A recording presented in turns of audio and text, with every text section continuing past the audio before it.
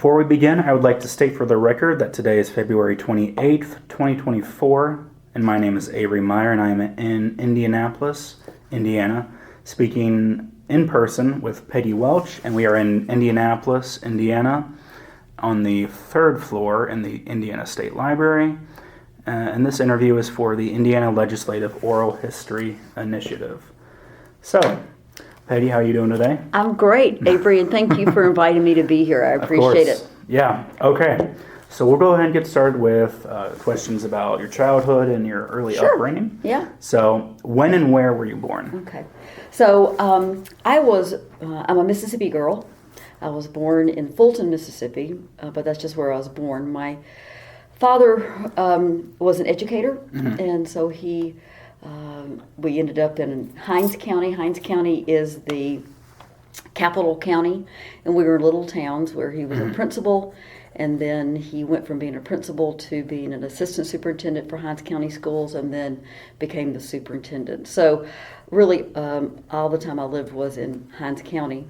My mother she stayed at home, but she eventually went back as a non-traditional student and got her degree in education and became a high school teacher. And so when I was in high school in Clinton, Mississippi, she was not my teacher, fortunately, in business. She taught business education, which people don't really remember what that is. You would not know what that is. That's typing classes and shorthand.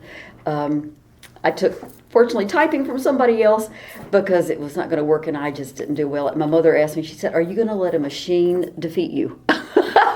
So I passed that class. But grew up through the end of elementary school in a small town called Terry, where my father was the principal. My mother was the school secretary. It was a first grade through high school. It was an ideal place to live. We lived on the school campus in an old schoolhouse. The whole campus was my playground. The school gym where my father coached girls basketball, and he taught me how to do layups in the school gym, and the stage, the music room, all the classrooms, the football field. It was the playground. It was an idyllic childhood. I was very fortunate, very stable, and I don't take that for granted of that foundational family. We moved to Clinton when my daddy became the assistant superintendent, and so I went there 7th through high school. I was real engaged in high school. My tendency is to be active and to kind of seek leadership positions. Yeah. So I was real involved with our church also and with the Methodist Church at that time. And I was involved with the Methodist Youth Fellowship, MYF, and was the state president of it and was one of the first chartered delegates to the Mississippi Methodist Conference to be a voting member. And so I kind of saw those kind of things in high school. I played basketball on the varsity team. That was back in the day, and it's too much time to take, but it was called rover ball, and it was the period between girls being stationary to girls playing full court, because the girls had to prove that they could run up and down the court and be able to do that. I was a stationary guard, but it was that transition. Right. And so, and then I was the editor of the Annual and all that kind of stuff. So I was actively engaged. But it was my senior year in high school. My cousin, who was she's more like my big sister, 5 years older, she had become engaged with Republican politics in Mississippi. Most people don't remember, especially your age, that Mississippi and the southern states were all Democrats. Now, they were conservative Democrats, but it was Democrats. My first political thing to ever really go to, she took me, my mother let me get out of high school. I was a senior in high school. And we went to a rally at the old Capitol in Jackson, Mississippi, and we sat behind the speaker, who was Spiro Agnew, who was the vice president for Richard Nixon. Right. Oh, yeah. That's and right. So that was my first introduction, and I had a picture of him. And when I went to college, I put the picture on the wall.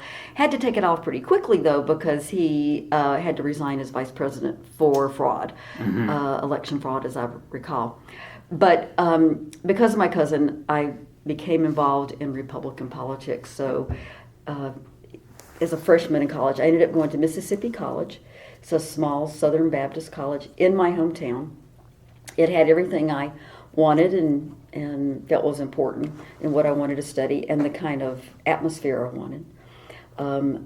I was very active on campus with a lot of different things.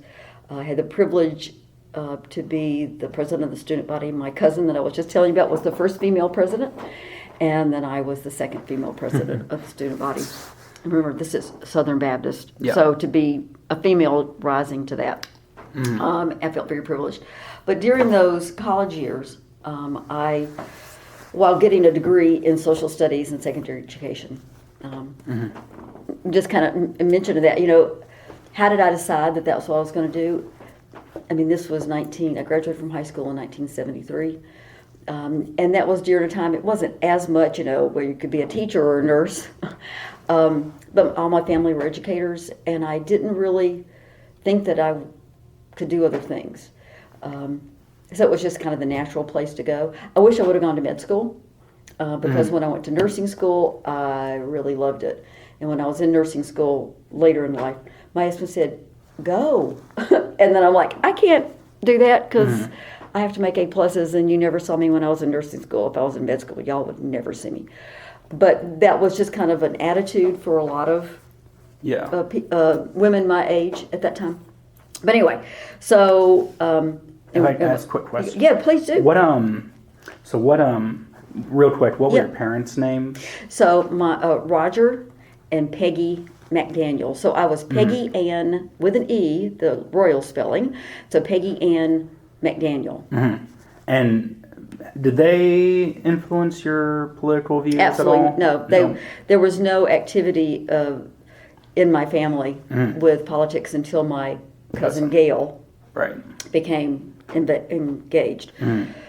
So during those college, So during those college years, I was helping with campaigns, and there would be people would say, I'd rather vote for the devil before I'd vote for a Republican. Things have changed.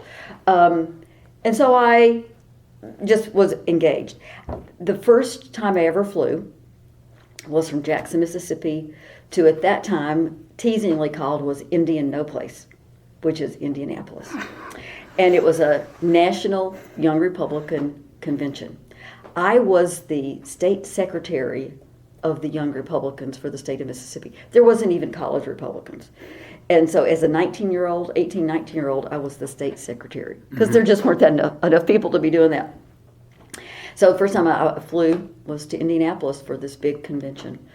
So that was my first exposure. So it's kind of fun that first time where I work, the first time I ever flew, first time I ever came to Indy. And there were like 2 hotels, and there was no such thing as the White River Park.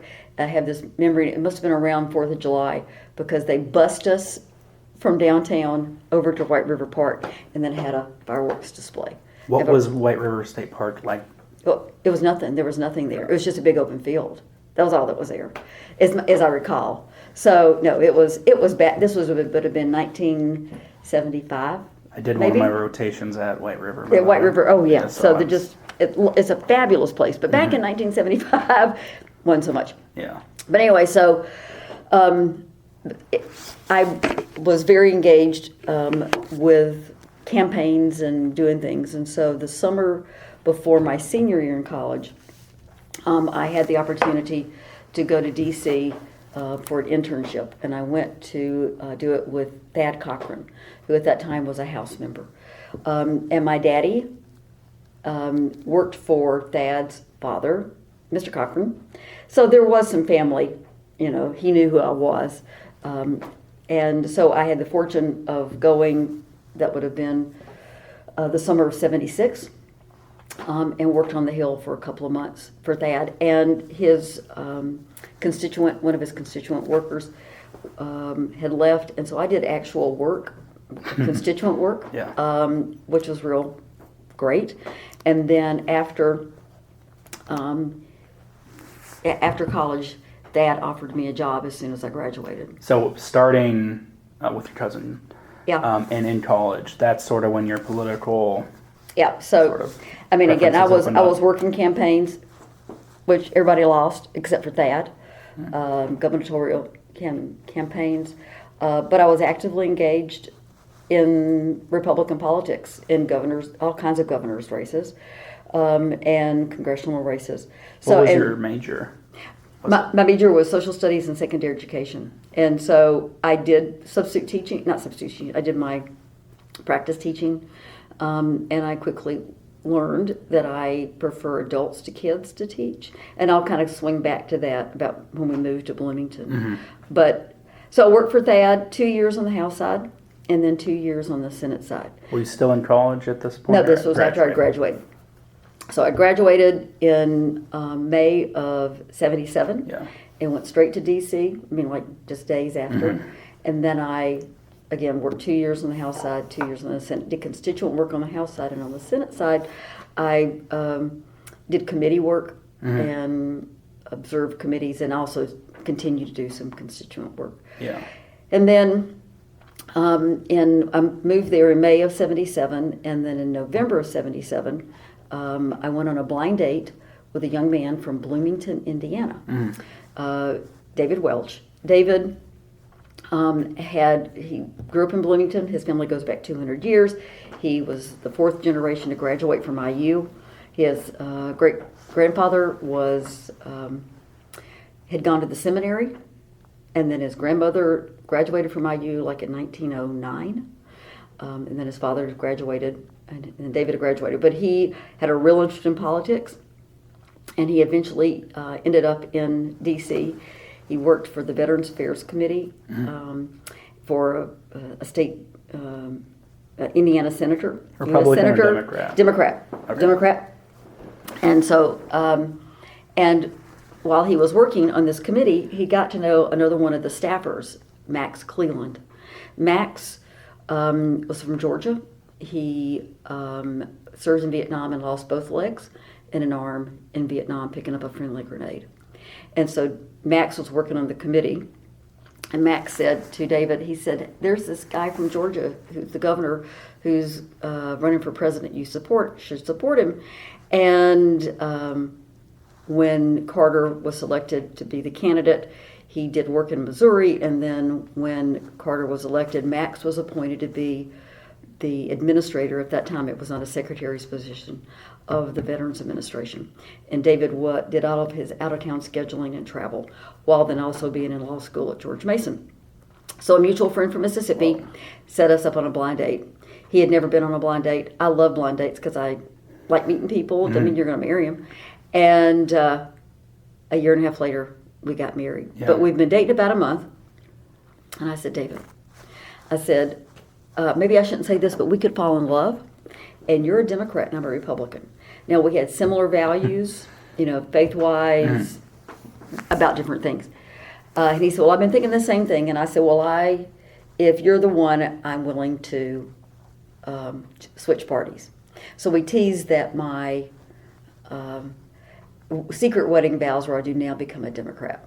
And then we moved to Bloomington because when Carter lost, Max lost his job, David lost his job. And so I knew when I married David that I'd become a Bloomington Hoosier. Just happened a little sooner than we expected. Yeah. So in August of 1981, I moved to Bloomington. But I'd never experienced Democrats like university town Democrats. Yeah. Much more liberal. Can you talk to me? Yeah, talk about sort of the differences between, I guess you call it personable politics. Like, how are Democrats and Republicans in Mississippi different at the time at that to Indiana? Well, there were no Republicans, and then the Democrats were very conservative. There were in Mississippi racial attitudes. Yeah. And so just Republicans were, I don't know why people didn't like Republicans down there, but they were the Yankees, and so there was just no consideration, and to see the difference, and it was because of people like my cousin and the people that I ran around with who were older than I. So my cousin Gail, just as an FYI, my cousin Gail married Roger Wicker. Roger Wicker served in the Mississippi House, Senate, and then he was elected to Congress, and he is Mississippi's senior U.S. Senator. And so there was that group that rose to power, and they were the real influencers in what happened in switching Mississippi from Democrat to Republican. So anyway, moved to Bloomington, and lovely people, but just much more liberal. Yeah. David, it was important to him, politics, because he had this desire to want to run for political office. And so in 1986... Did you at this point? No. I mean, when I was being interviewed for the Clinton Miss Junior Miss, I said I wanted to be president of the United States. And I won that. I was Clinton's Junior Miss. I went to the state, didn't win that. But, I had an interest, and I liked being a leader, but I was a senior in high school and at that time. But no, just it was going to be supportive of him. He ran for the legislature in 1986, and this is important to how I ended up getting involved. Right. He ran against Jerry Bells. Jerry Bells had been serving at that time for 10 years. Jerry was he was a populist. He was Democrats liked him as well as Republicans. He was not always popular within the legislature because he would not always follow the Republicans in everything, especially on education issues. But he really was more liberal than people thought he was. And so when David ran in 1986, because we had very strong feelings about life issues, also family issues, and the pro-choice, the Planned Parenthood women, just followed David everywhere he went and embarrassed him every possible way, and David lost. David was David was pro-life, and pro-choice activists were trying. Yeah, they were trying to defeat him. Yeah, because not everybody knew, but Jerry Bells was more pro-choice than pro-life, and the Democrats understood that about him, and so they wanted to defeat David, and they did. He then ran for county council, and he was defeated. But in 1990, he ran for judge. He was practicing law, and he ran because the person he ran against, it was one of those judges that he said you could walk into the courtroom and look and see who the other attorney was, and you would know if you were going to win and lose, no matter the merits of the case. And so he ran against this person, and he was the first person to defeat a sitting judge since like 1913. As we teasingly said, if we'd known that, he wouldn't have run. So to back up now, what led up to my engagement and kind of how I did what I needed to do. Go ahead. One quick question. Yeah. Just as you're rolling back a little bit to your college experience, how would you describe your college experience, not just as it relates to politics, but sort of what did you get out of it personally, socially? It was a conservative school, Southern Baptist school. A strong reputation for producing lots of successful people in the state of Mississippi. And it was good, but I ended up starting going to the Assembly of God Church. And so I was told that people would say, she's a nice girl. She just is kind of weird about that religion stuff. So I wasn't following true Southern Baptist things. It was a strong, I was actively engaged on campus. They had started a law school then, and I liked hanging around with the law students because I wasn't a liberal in any way. I was very, very conservative, but they were more fun. And I wasn't necessarily going to college for an MRS degree, which a lot of females going to Christian colleges back at that time, they were looking for that husband that was going to be a preacher or whatever.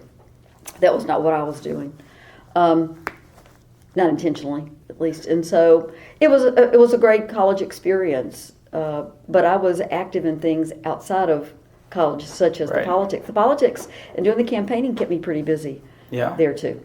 Yeah. What was your town? Was the town you grew up in like the college? Very conservative, socially, very. So you didn't really discuss politics with your parents very much? Oh, they or do. they No, they had no reservations about it. And the rest of the family, obviously my cousin Gail, her father and mother, gotten on board, Yeah. with being Republican. And but I was never discouraged from pursuing anything like that by my parents, especially with Dad Cochran, because my daddy was the assistant superintendent when his daddy was the superintendent. Right. No, my parents were very supportive and encouraging. Of you going into politics or? No, well, not necessarily Just that, but of generally. being actively engaged Yeah. and trying to make a difference. So yeah. So when I graduated, went to DC. Then when we moved, because we were going to leave DC to go back to come to Bloomington, where David was going to get involved, I ended up finding myself unexpectedly pregnant. And I felt obligated, needed to find a job, but I felt obligated to tell people I was pregnant out Was of this integrity. before you had moved to Indiana? Or was No, this... so we moved You're to in Indiana, and then Bloomington. we were in Bloomington, and all of a sudden I'm pregnant. We were living on campus, in Campus View, and then we eventually moved into a condo. But I felt obligated to tell people that I was pregnant out of integrity, because I could have started working and they never would have known. And that my integrity is important to me. Yeah. So I ended up using my teaching degree to do a lot of substitute teaching. I mean, a lot of substitute teaching. And again, it only reinforced that I prefer teaching adults and spending time. So after we had our son, I became very interested in childbirth classes, and so I taught childbirth classes for 12 years. Had about 1,000 different people sitting on over that 12 years, sitting on my floor. But so knew lots of people through that. We were active in our church. We changed churches a couple times. Starting in 1990, we started going to Sherwood Oaks Christian Church, and we're still active members there.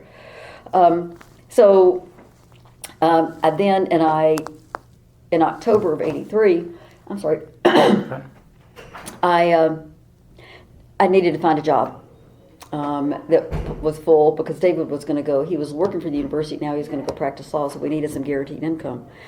And so I ended up doing an interview at the Monroe County Probation Department to be an office manager or something. David didn't really want me to do that because he didn't want me to get pigeonholed, but we needed money. And so I went in for the interview with the chief probation officer. Her name was Vicki, and a very strong feminist type woman. And we're sitting there and talking, and she's interviewing me. And then she finally said, "Why are you interviewing for a position?" Well, first of all, she asked and said, "How fast can you type?" And this is like old typing. And I said, 40 words a minute. And I'm thinking with a lot of mistakes. And she's thinking I have somebody that can type 100 words a minute. And then she said, "Why are you applying for a job like this rather than a probation officer job?" And I said, I didn't know anything like that it was available. And plus I have a 16-month-old, and I started crying. And I was not a crier type, but the thought of leaving our son, and so she related later, she has no idea why she did this, because she's like, "Why is this woman crying?" And that's not her style. But she said, "Well, we have a new program that we're starting. We're the 4th county in the state that has the community corrections program. Would you like to be the director of the program?" I walked in to be a secretarial position. I walked out being the director. Wow. And that's how my life has been. I don't take it for granted. What year was that? 1983. So.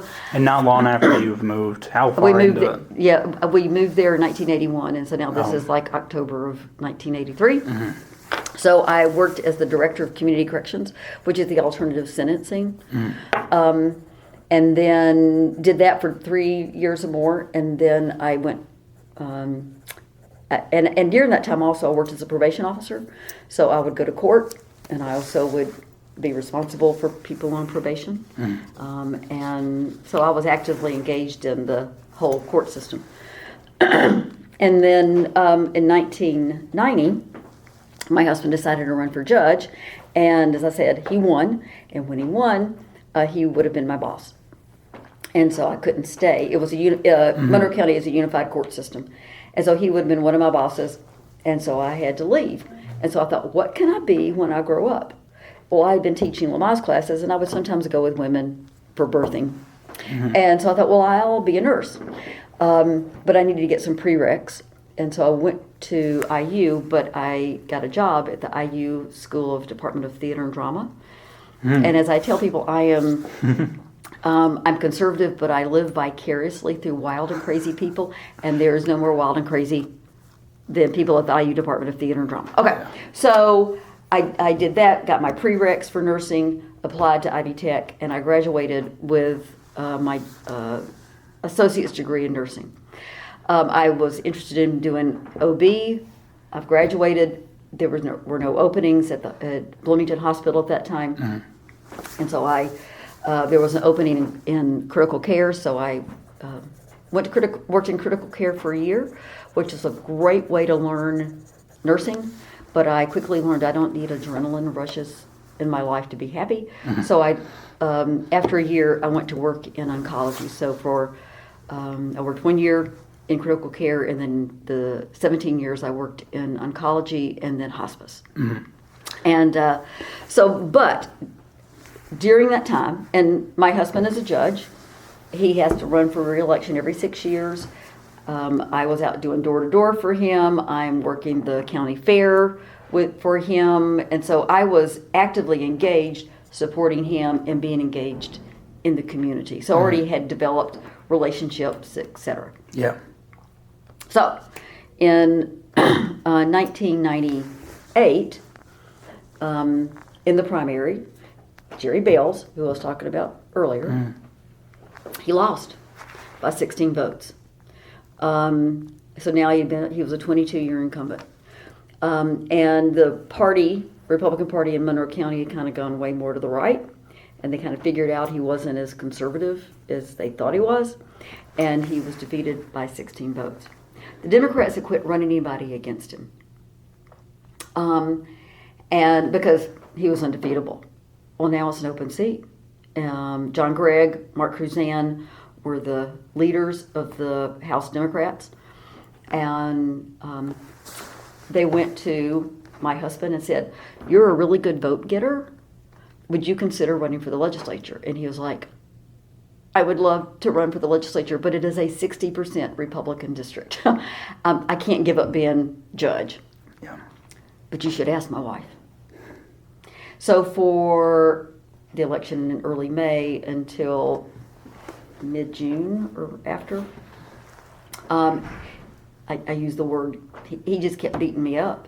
"You need to do this, you need to do this, you need to do this." And I'm like, several different reasons. I kept saying no. One is because it was the woman thing. Am I really smart enough? Can I really do this? Unlike men who just you're born to do it. So that was one of the reasons. Our son was 16 at the time, and I knew that it would take a lot of time campaigning. Didn't know if I'd ever win, but I knew that would take time away.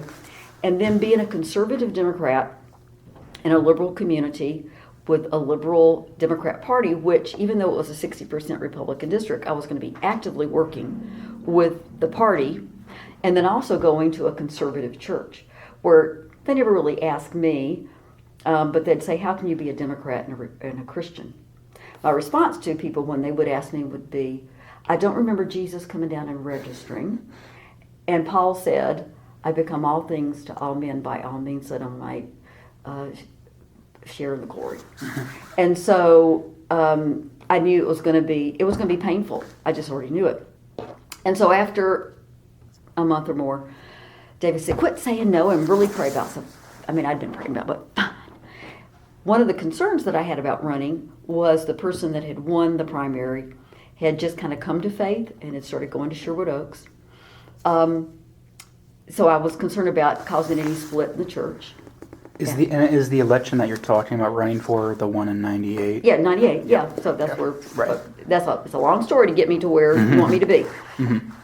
So anyway, so that during that all of May, June, July, first part of July, it's this 1998. What do we do? What do we do?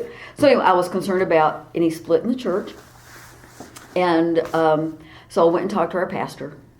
And I said, "This is what's up." And he said, "No, there's no concern about the church. Don't worry about that." He said, "I'm just worried about you because you're a people pleaser the same way I'm a people pleaser. And people can tell me 9 people can walk out the door and tell me that I did a great job, and it's that 10th person that says you didn't do so good. He said, that's gonna bother you. And I said, well, yeah, I know that. But then I called, and this is the kind of stuff that I can't tell you what I'm doing without sharing all this part. Mm-hmm. But I'm defined in my faith walk. And so I called Ms. Williams. Ms. Williams had been my spiritual mentor since I was 14 years old. I'd call her about everything. And who is she? Is she just a family friend? So she was my voice teacher. I like to sing, and I took voice lessons. But as my parents eventually found out, we talked more than we sang. So they were paying her to talk to me. But she was the most influential person in my life. Quite honestly, Avery, she'd take your hand and pray with you and say, Avery, the Lord told me da da da da da, and you'd say, how do you know that? Nobody knows that about me. Mm-hmm. So that's the kind of woman I had speaking into my life since the age of 14 in Mississippi. So I called Ms. Williams, left her a voicemail on the old machine. Ms. Williams, they want me to run for the legislature. Call me. I said, we need to pray about this. She called me and she said, we don't need to pray about this. I prayed over you when you were 17 years old. You know what you're supposed to do. And I sobbed because I knew that I had to do it, but I knew how hard it was going to be. Mm-hmm. I just knew. And she said, but Peggy, it doesn't mean you're going to win, but you are supposed to run.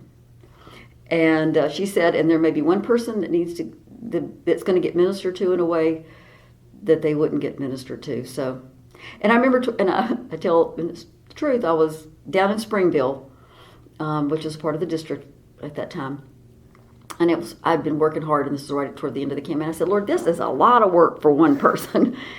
And I had an immediate, excuse me, I would have died just for you.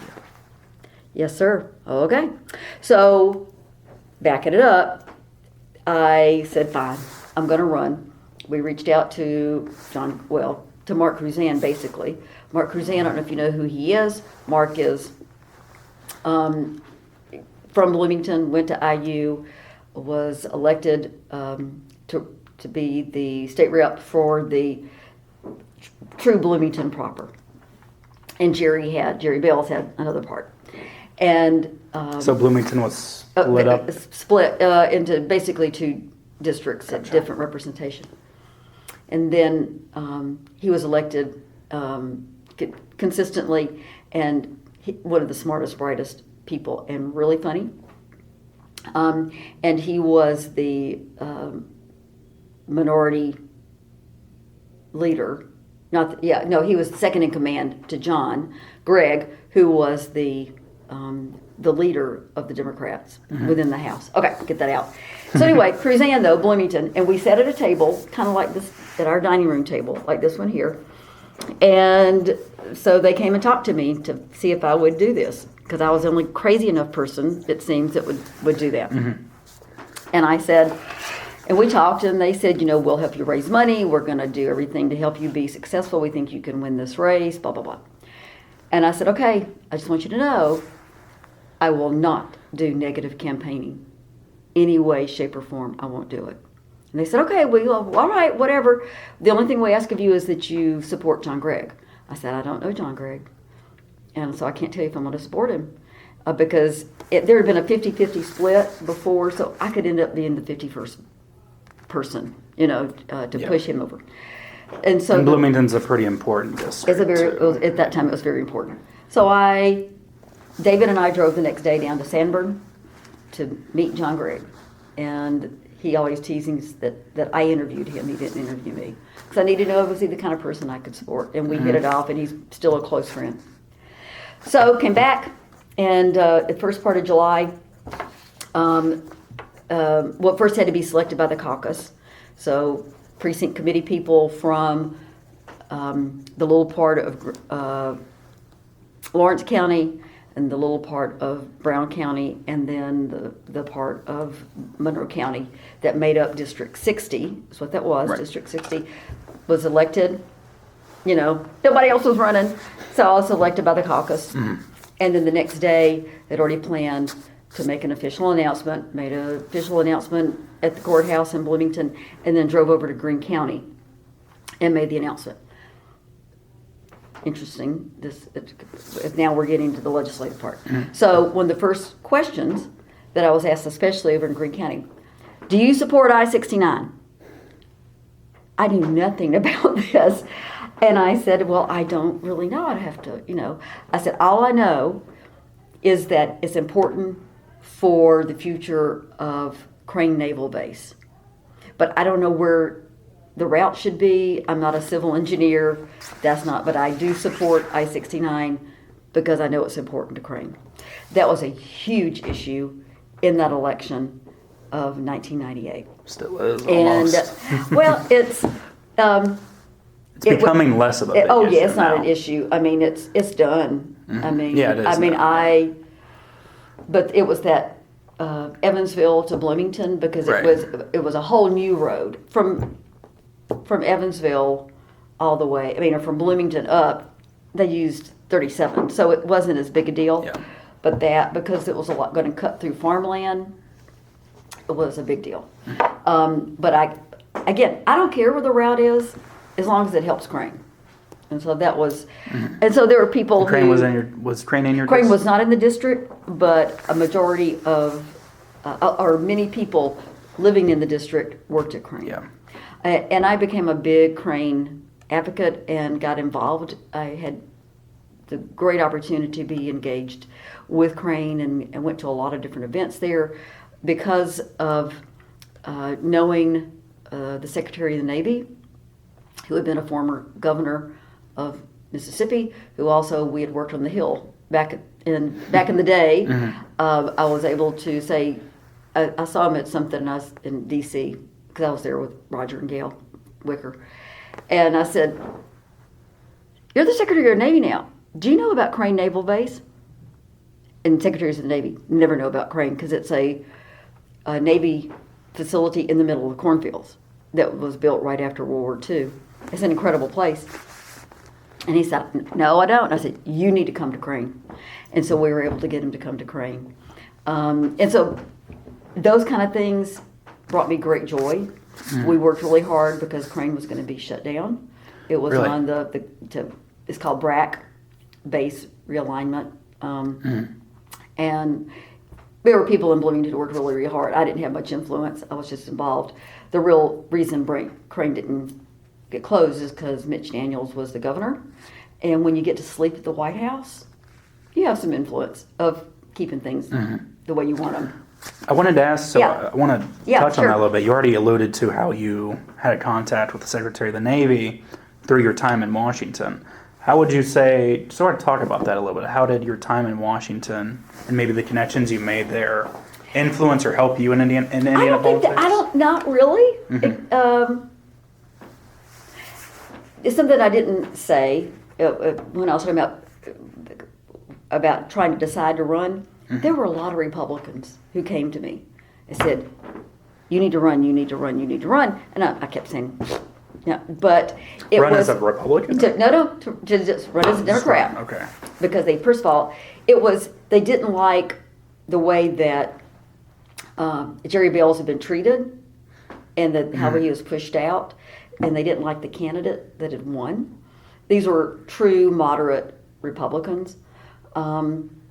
It was kind of the same thing of what happened with Lugar.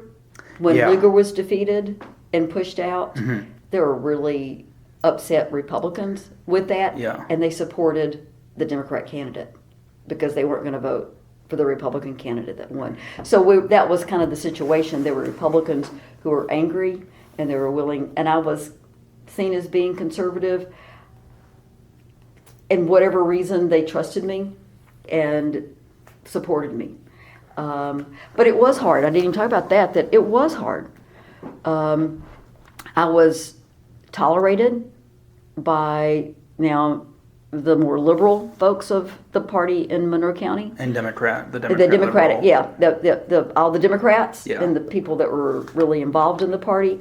I was tolerated because they wanted to win the seat. Yeah. And I was the person that could win that seat. That's... The chairman of the party at the time, he was so kind and so good to me and helped me so much. And I was again, tolerated by the Democrats for 14 years because I held a Republican seat. That's another story, which I will tell in just a minute. It's just a very unique. I think it's a very unique position with you in the parties in a very unique district. It was within, and we'll kind of talk about this. Use this opportunity. There were a lot of issues. Let's just use gay issues and life issues. I got beat up on both sides because I was not conservative enough, or I was too conservative. And I would serve with people that were in very safe Democrat seats and very, really hard D and hard R seats. And I'd say, you have no clue what it's like to have both sides coming after you. But when there was especially conversations going on about having a constitutional amendment regarding marriage, I would say to my colleagues, you don't know what it's like to sit across from three women whose sons are gay, and they say, why should my sons they are in monogamous relationships, they are long-term relationships, why should they not have the same privileges of marriage? And then maybe some people would add on, especially when there are legislators in there who are chasing every skirt and committing adultery. What's the difference? Yeah. And so that was hard. One little story, I had carried legislation for years to require some oversight of abortion clinics. And it wasn't to shut them down, it was just to make sure they were regulated. And I never got a hearing. So the first year that Mitch Daniels was governor, the Republicans had gotten the majority. And so a person carried basically the same bill. And I was a co-author. But I think I was a co-author, which I was, that's another story. But I was supportive of the bill. And the bill moved forward. And it didn't shut them down, but it said, if you ever change your building, do something different, then you're going to have to accommodate the special needs of what would be considered almost like a hospital. But only when we're not going to make you do it now, because it was kind of standard operating procedures from the Department of Health to take that attitude and not shut something down, a building or whatever, until they made some other construction. And so what happened is the bill passed, and the Department of Health was charged with doing the rules and regs and different things. Well, then they did the standard operating procedure of saying you don't have to change your halls and do all the stuff, which would be very expensive and would cause some clinics to close down. All right, so the bill passed, and that would have been 2005, so now it's 2006. And there were people, and I always said, I want them regulated. I'm not shutting them down because they're there and they're legally able, but they need to be regulated. All right, so the bill passes in 2005, now it's 2006. Well, there were people who were unhappy that the Department of Health had the standard operating procedure, weren't going to shut them down immediately because of changing the halls. And I couldn't support that. I said, that's not what we said we were going to do. How, and this not, it makes me sound like I'm bragging on myself. I'm not. It's just my integrity, how I reflect Christ with integrity was important to me. And I said, I can't support that bill because that goes against everything that we said to the pro-choice community. And so when it came up on the floor, I went up and tried to ask a bunch of questions because the bill was great. It had lots of good stuff. And got shut down. And I was asking questions, and I had provided the questions I was going to ask to the author of the bill. Mm-hmm. I wasn't sandbagging him. I said, these are questions I'm going to ask you. I want you to be prepared. and there were questions about how the bill was. Yeah, go ahead. Is that a common thing for legislators No. to do, to send? Okay. No. And so I got through just a few questions, and then Speaker Bosma shut me down and would not allow me to continue with my questioning, which was not fair. And then they voted in the bill, and I had to vote against that bill. And it was hard. I got up and explained then why I was voting against it. And there were Democrats who voted for it because they were concerned about their district if they didn't vote for it. And the bill moved forward with that, moved forward the bill. It failed in the Senate because a very conservative senator, pro-life all the way, she said, I'm not going to kill this bill. I mean, I'm not going to move it forward. There's so much great stuff in the bill of providing regulation. If we pass this bill, it's going to go to court. It's going to take years before it's decided. I want the good stuff implemented now. And for that one reason, no. The point of that was, it was hard, but there are people who came to me, and again, this is not inchy great, but they came and said, we've never seen anybody with so much courage. Thank you for doing that. Now, I knew that it would come back and bite me. And when I was running for re-election then, and I'd been gerrymandered, that's another story. But, and so that would have been 2012. It was used against me. Somebody who was not even a part of the district, but who was a congressman and who already had visions of running statewide. He ran an ad against me about how I was not for family and for life issues, and used that against me, which was totally aggravating. It was not right to do, and thankfully he didn't win state office. But a quick question on that Yeah, bill. So it died in the Senate. It died in the Senate. So and the reason, say that reason again. Patricia Miller was the conservative senator, very conservative, very powerful chair of the Senate Health Committee, and she didn't move it forward. I mean, she was the author. That was sent to her, as I recall. Don't quote me on that, but she had power over the bill, and she didn't. She killed it because she said there's so much good stuff in here that's going to protect women. What we would say is, and this people didn't always like this, but two people walk in. We want to make sure that at least one walks out healthy, because there needed to be some things implemented for the safety and the health of the mother, the woman. And so Pat's reasoning was there's all these really, so there's 15 great things. There's this one thing that you're trying to say, tell them to change the walls, so they're wider for Gerties to go through, or move the drinking stations or something. And but if we pass this, it becomes law. It will be appealed, and it will be years before it would be implemented. I would rather implement all these things that provide protections for the woman, at least. May not agree with abortion, but we want to make sure that women are protected and that it's a safe environment for them. And so this was she's a very conservative, pro-life woman, and she's the one that killed the bill.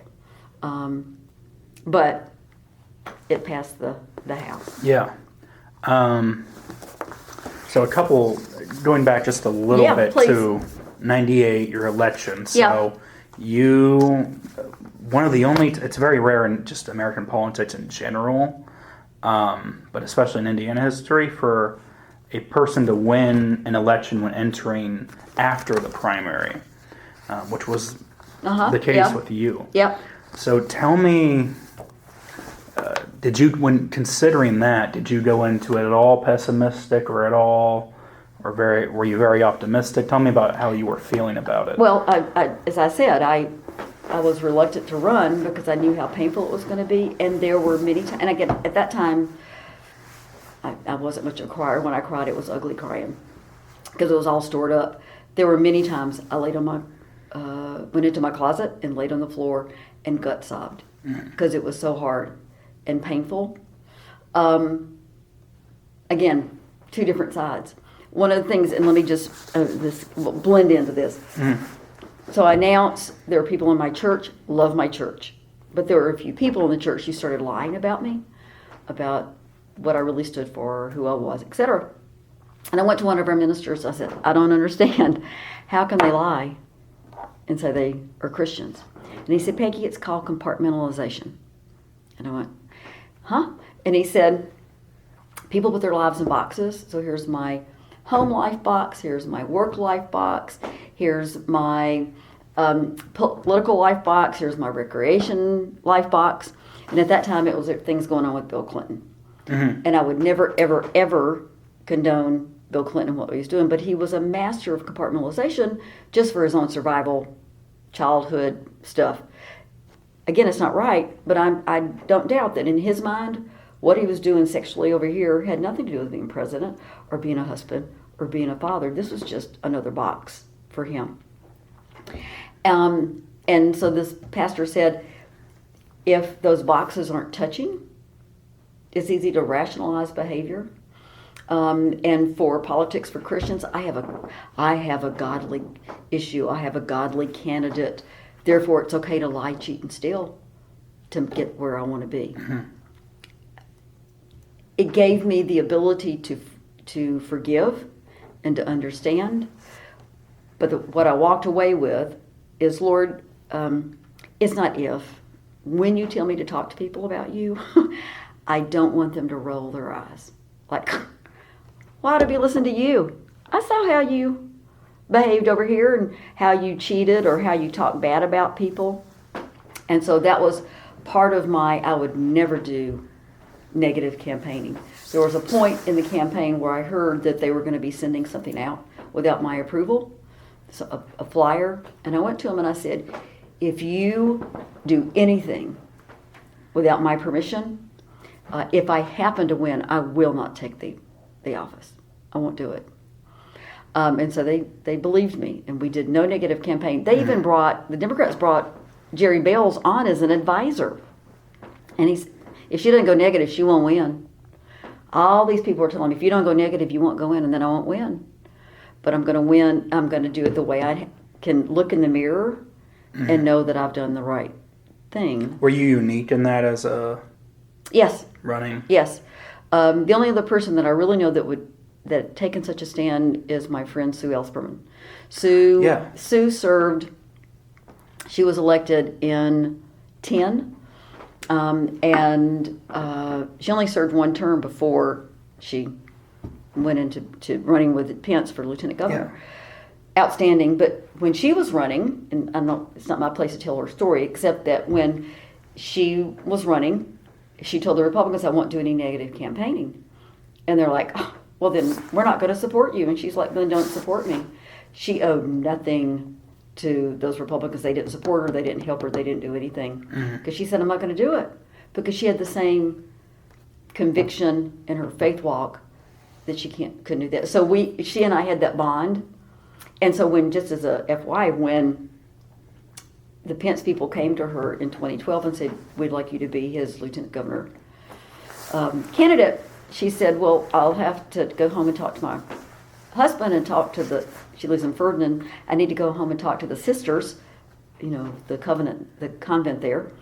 And she said, but I will not do negative campaigning. And they went, okay. And they did. If you go back at Pence's campaign, they didn't do negative campaigning. And they won. So, no, it's pretty unusual. But if I lose, I lose. But I can live with myself. And then my faith walk was more important than winning. So to finish answering your question, the way I walked in, I said, Lord, this isn't mine. This is yours. Let's go have fun. And it was painful. But I just went in with this attitude, do my best. I need to make A pluses. I'm going to do what I can do. And so I wasn't totally stress tested by that. It was hard, people being mean and lying about you, and the nasty campaigning that was done against me by the Republicans. It was awful. So anyway, it's election night, and I looks like I've won. So the way it used to be at the Herald Times, the newspaper, that's where everybody would gather for an election. So Like the outside the newspaper go headquarters? inside. Oh no, that's where they were watching the elections, and they had it all set up, coffee and donuts, and for everybody. That's where everybody went to go. That was anybody that wanted to be engaged and find out what was happening, and the candidates would go. So as I'm about to walk in, the Republican candidate, who had done pretty mean things, and it was the Republican Party, the House Republican Caucus that was doing it. We actually ran into each other as we were about to walk in, and I looked at him and said, okay, we're going to walk in and we're going to do this right. And so we were very cordial, hospitable. My hard part, though, it was hard, but I was kind of like, okay, Lord, here we go. Let's go do our thing and help me and whatever. It was after I was elected, immediately people were calling you and pulling on you. And there were very high expectations. Oh, isn't she going to do a good job? Oh, look how smart she is. Oh, look, she's da-da-da-da-da-da. And I started feeling that weight. And I thought, oh dear, I've got a lot to live up to, and I'm a doer, and I'm a performer, and I'm an achiever. I'm really into the Enneagram, and I understand about myself now. But I felt that pressure, and so leading up almost to when session would go into January, but all through that November up to that point, because we're having meetings and planning and doing stuff, and what are you going to carry, and one of the best pieces of advice I got was from, it was Mark Cruzan. No. It was from the person who was running the campaigns but had worked in the legislature. When he called me to congratulate me, he was running it for all the Democrats in the House. He said, call John Gregg and tell him you want to be on Ways and Means. You've just won this election. So I called John, and of course I'm like, I want to be on Ways and Means. And he went, okay, because he owed me, really. And so it was a great privilege to do that. But it was somebody giving me advice. I didn't do that. But the point is, during that time, I could just feel the weight. Mm-hmm. And I remember standing in front of my sink, looking out the window. I said, Lord, this is really hard. And I went, oh, I've taken this unto myself. I need to go back to the attitude of the campaign. This is yours. It's not mine. I just need to go have fun. Mm. Let's go have fun. And that's the way I did my 14 years it was hard, but mostly it was like, I'm here to do my best, get the most out of it, serve, do it, but try not to take it too seriously. Yeah. One quick follow-up question, and then we'll take a quick break. So you win the election 98, there's all this pressure on you, but you've finally gotten it. How, quick housekeeping questions. Yeah. When were you, if ever, married to your... Oh, okay. I did, well, to David, who So, married David Welch, got married in May of 1979. Oh, yeah. And then moved to Bloomington in 1981. And our son, David, was born in May of 1982. Right. So I've lived in Bloomington since August of 1981, so I think that makes me a Hoosier. And how did your immediate family sort of, and I guess your friends of family, how did your close circle sort of respond or react to you? So proud. Mm-hmm. Oh, no, very supportive, very proud. Of you winning the election. Of winning the election. Yeah. Oh, yeah, well, of running, too. Mm-hmm. But of winning the election, because it was a surprise. I mean, here was a Democrat winning a 60% Republican district. And how much did you win by? I couldn't tell. It was 50. Close, probably. 50, it was pretty close, maybe 52, 53%, something like that. I was never, and I'm still not, a data person. Oh, we got to, I'm like, nope. When I was doing door-to-door, they'd say, now you need to go to the houses that are Democrats. I'm like, no, I need everybody's vote.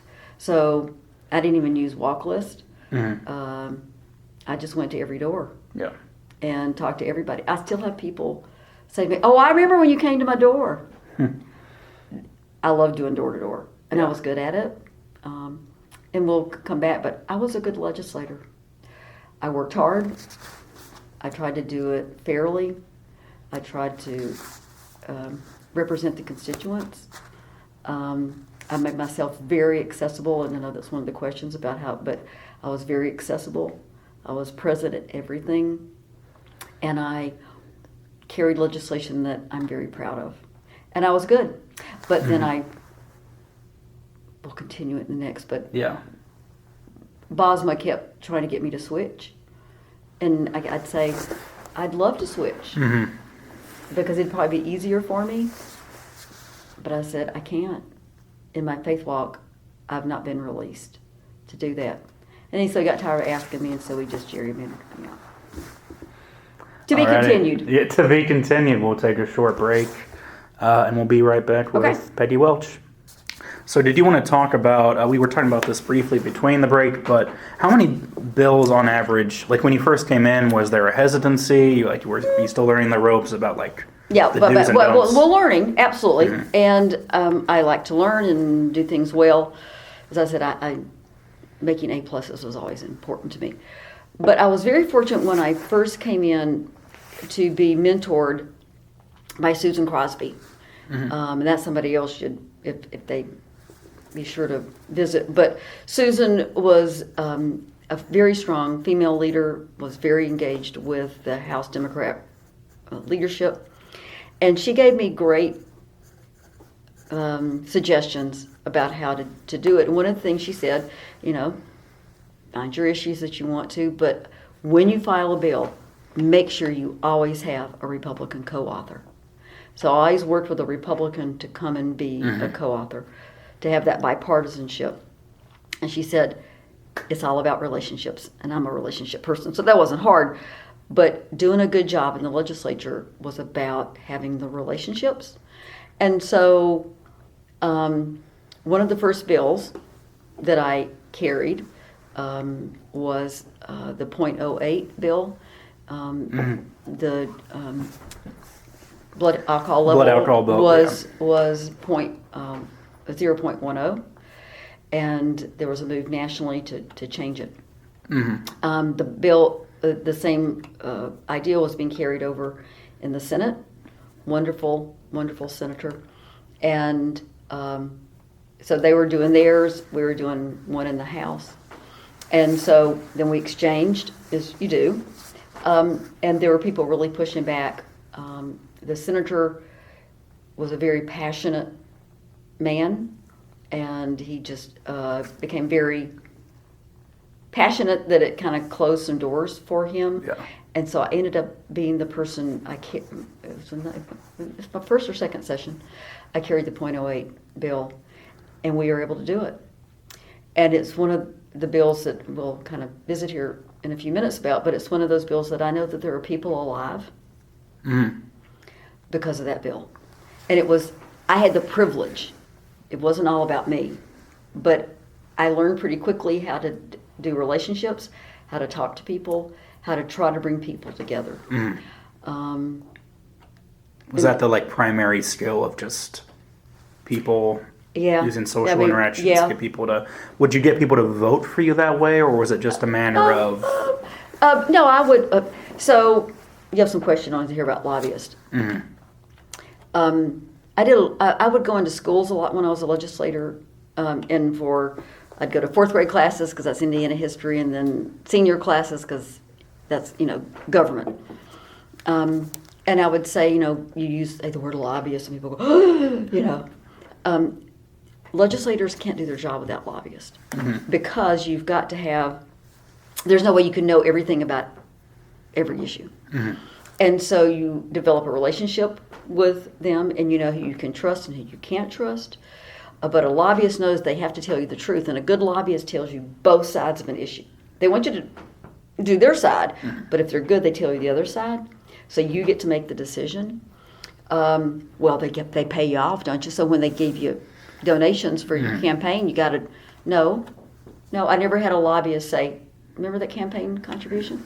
Never had anybody, and I had to vote the way that I had to vote for the constituents, those I was serving, and what I thought was the right thing to do. There were plenty of times I voted against people who gave me money. to do the right thing. But lobbyists were very important, but I was my own lobbyist. And so I spent a lot of time talking to legislators.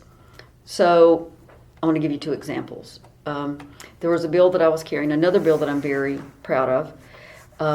It was about organ donation.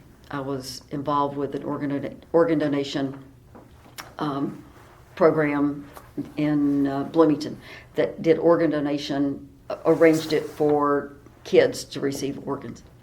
And being a nurse, that was all important.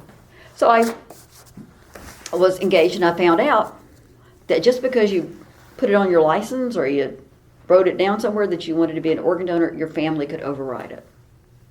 I went, no, that's not right. And it's hard for families, when they come out and say, we would like your son, they said they wanted to be an organ donor. May they be an organ donor? No, I can't do that. No. So lots of organs went to the grave, even though the person wanted their organs donated. So I carried legislation to change that a person's wishes, as stated, would be followed through. It passed the House, and then it went into the Senate. I learned very early that, what you do is you then send it to on the other side, it's the sponsor, author, and then sponsor. So I have a sponsor, but I never relied on the sponsor to move and carry the bill over there. I was very actively engaged. Yeah. And so after we switched bills, I went over and spent a lot of time in the Senate. As I'd, there'd be meeting, and I'd crawl up beside a senator on my knees and say, hey, Senator, especially you're the chair, I've got this bill that's been assigned to your committee. Do you think you can hear it? Yeah. And again, this is not a criticism of this chair, and I'm not even going to say who it was. But the chair of the committee to which it had been assigned, I said, Senator, will you be able to hear this bill? This is what it's about. Well, I don't know. You didn't answer a question I had about so-and-so. And I'm thinking, I said, what? And it was about a lake. I said, what? And he said, it's in your district. You don't even know what lake it is. I'm like, and I'm thinking, that's not in my district. But I thought, if I don't do something about this, I'm not getting my bill heard. Fortunately, it was a Democrat governor. I was able to call the Department of Natural Resources, and I say, the senator has a problem with this lake. It was a Democrat governor? It was a Democrat governor at the time. Right. And so I said, there's this senator, this Republican senator, because the Senate was being controlled by the Senate. The Republicans, I said, do you know what's going on, what he wants? Talking to the Department of Natural Resources, and they said, yeah, we do, and actually we just took care of it. I said, would you call him, please, and tell him I talked to you? And he did. The person at DNR did, called him. He heard my bill. The bill passed. The bill became law. And there are people alive today because they were able to get transplants. Because now it was, instead of going, may we do this, they go, your son said they wanted to be an organ donor, so we will be doing that. Just wanted to let you know. Didn't have to ask permission. Yeah. There are people alive. And again, it has nothing to do with me. I just had the privilege, but if I had not gone and talked to that senator, it never would have been heard, and I would never have known why. So I never relied on, as soon as my bill was assigned, whether in the House, I went straight to the committee chairs and said, hey, I have this bill. Can we talk about it? Can I answer any questions? Please hear it.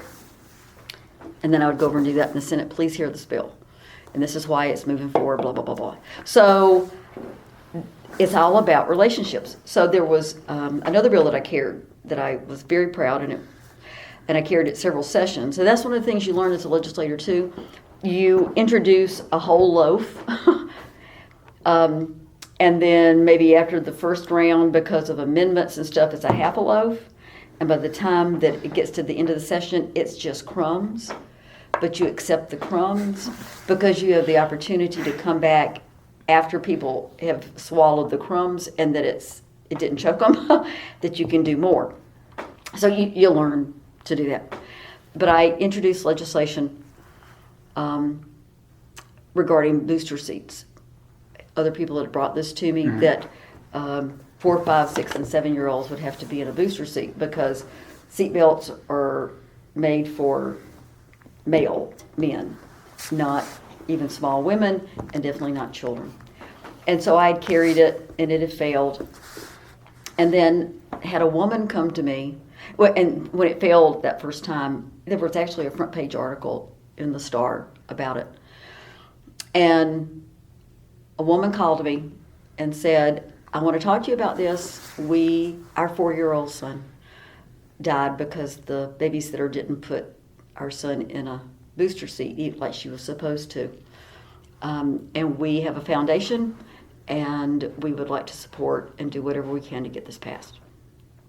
So we worked really, really hard during that session. Yes. What was the Indiana law before this bill? You just had to, after age 3, you had to be in a car seat. But after age 3, it would be just a regular seatbelt. And a seatbelt has to go across the lap, the strap to come across and not be on the neck. And when you're sitting in the seat, your knees fold over the seat and are down, not straight out. Yeah.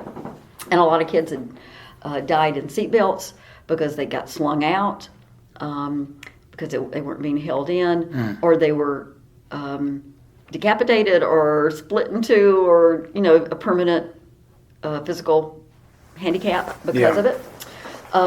And so, but it had been defeated before, and then it continued. Do you know why? What were some of the arguments? Yeah, well, that's about the. Well, I'm going to have to carry this booster seat around, and we've got carpool. How are we going to do this? There was maybe a area of soccer moms that were powerful and were able to speak into it and have legislators vote against it. But this woman put a lot of money into it, her family. I had a lobbyist who was not real busy. She was a person engaged with an organization that really did things for people, and she wasn't busy, so she came alongside of me. I had a woman who was a auto engineer, and they would sit out in the hall, and when people would come out, when a legislator would come out, these experienced lobbyists would say, go talk to him. Send a constituent kind of person over to talk to the legislator about why it needed to pass. I went to 3 of my colleagues, House colleagues, when it was being considered on the floor, and I said, hey, Avery, do you think you could support my bill? Well, Peggy, I don't know. I've been hearing from folks back home. Really? How many? Well, at least 3. And that's what I would tell people when I would talk to constituents and people about how a bill becomes law. I said, you and your 2 friends can make a phone call and affect legislation. Yeah. Either for it or against it. It passed. It went over to the Senate. It had some changes that I could accept. And that's kind of really what happened with the first bill. I could not accept the amendments as it came from the Senate because it did nothing. But anyway, so it passed. There were people who came to me after they voted yes and said, I'm not sure why I voted yes. I should not have voted yes. It was just a moment of weakness for them. But it passed. And there are kids alive today because they had to be in booster seats. And kids don't even think about it. Parents don't even think about it. Booster seat, get up and use the booster seat. And there are kids alive. But that was a pretty interesting opportunity, and learned a lot by doing that. But that going and talking to that legislator, well, yeah, I've had at least 3 people call me. Oh my gosh, 3 people! So constituents they have the ability to speak into by just making that phone call, sending that email, not a rote email that 1,000 people are sending the same one, but make it personal. And so that was real important. I have a lot of personal experience with those with emails. Oh, those emails! Yeah. Oh, yeah. That's the same. It's just a rote. This is just sign your name and send this, and this all says the same thing. And it's got to be people from your district. It means not. I mean, thank you for letting me hear from you, but you're not, and I wouldn't even respond to people that weren't in the district because they don't get to vote, and so, but you're going to listen to somebody that it lives in your district. So the point of that is, it's about relationships. So you were asking about little stories. So I had the opportunity one year, and it was a long session. People brought me a lot of ideas. You get a lot of the ideas for legislation come from the lobbyist because they have things that they need to accomplish. But go ahead. Yeah. One quick question on that, on all, Yeah. where ideas for legislators to create bills comes from. So I've heard there's like three kind of sources. There's constituents, directly from constituents. There's lobbyists, and then there's the agencies. The executive agencies make recommendations. And then also other states. Yes. So we would go to National Conference State Legislatures. NCSL, I was actively engaged in NCSL. And you would learn about what other people were doing in states. And you go, oh, that's a good idea. And you would bring that back. Definitely the agencies of things that they wanted to accomplish. And then special interest group, that was another one. I'd talk to folks and, talk about how a bill became a law and stuff. And I'd say, there's nothing wrong with special interest. I said, teachers are special interest. Radio ham operators are a special interest. Yeah. And they have things that are important to them. I said, it's okay. And I would talk about how you start as one, and then you have people, but you all can't go to the legislature. So then, as that special interest group, you hire a lobbyist to carry your issue for you. So, but I would get ideas from constituents. Accessibility was very important to me, and so I had my own booth at the county fair, and I was there all the time doing that. I held little town halls. Especially, between sessions or right before a session, and have people, wouldn't always have a lot of people show up, but they got cards. Peggy's making herself available. There were things that were hard when a lot of there was consideration again about the constitutional amendment for marriage. A large group of folks in Bloomington who were supportive. Did not want me to be supportive of that constitutional amendment. We had a big meeting at the day funeral home because they had a really big meeting room, and it was a huge room full of people. I listened to them. They deserve to be listened to. I may not vote the way they want me to, but I needed to understand, and they needed to know that I did hear them. It may not be exactly what they wanted. And so I tried to make myself accessible, and people seem to have responded to that. I try not to say no to anything where I could learn from folks. Yeah. And people would come up at the fair and say, well, there ought to be a law. Now, they wanted other laws not to happen, but there ought to be a law. So you'd hear a little bit of everything, and a lot of constituent work. I love doing the constituent stuff, how I can make difference in people's lives, of making contacts with an agency and to get some intervention for them besides just legislation. Because as a legislator, you're not just doing legislation, you are an advocate for them with state government. So whether it's something with the BMV or with Family Social Services or DCS or whatever it might be, a good legislator is available to help make those interventions, or to carry a message then from a constituent about something that is being done federally that might be affecting the community. This is the story. So, let me finish this part. So we didn't have restrictions of how many bills we could introduce, and so one session I introduced a lot of bills because people would bring me ideas, and so I worked really hard. And I got 40, and again, I'd have to go back, and I'm not trying to exaggerate, but about 40 bills moved through the House and went over to the Senate. And then actually 20 of them, as I recall, became law. There were Republican friends. There were some people who would always go to the mic it didn't matter what the issue was.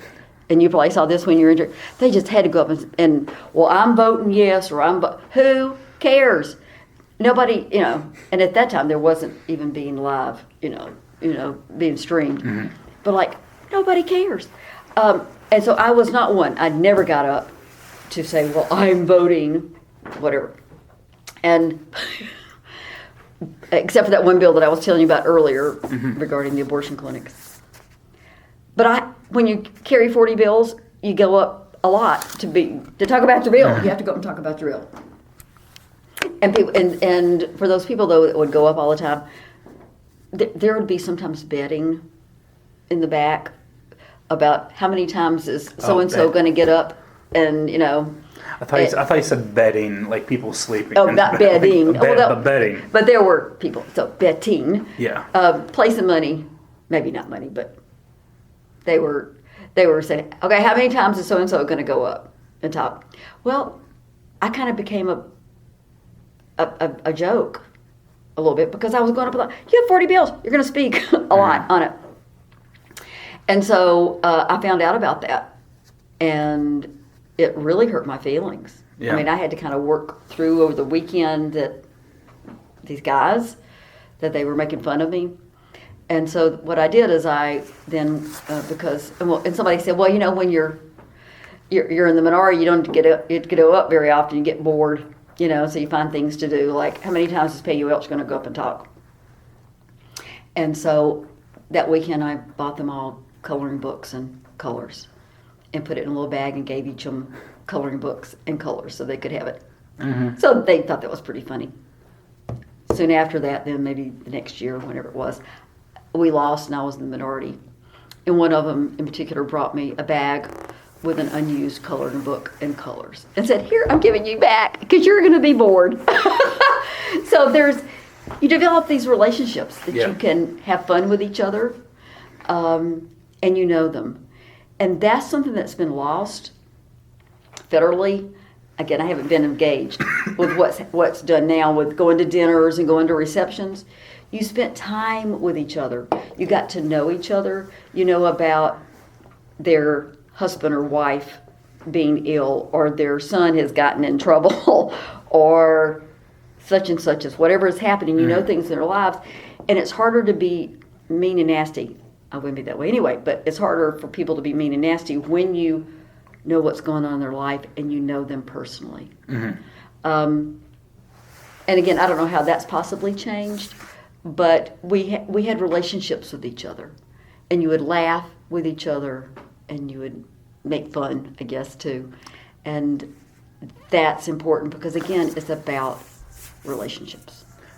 Would you say, as far as you know, do you think that attitude, at least at the Indiana State House, that attitude has stayed the same? You could speak to that better because you've been an intern, when you said that was 2022. Yeah. But federally, before Newt Gingrich, but he's the one that changed it. And that's when Roger Wicker was elected in that group of people.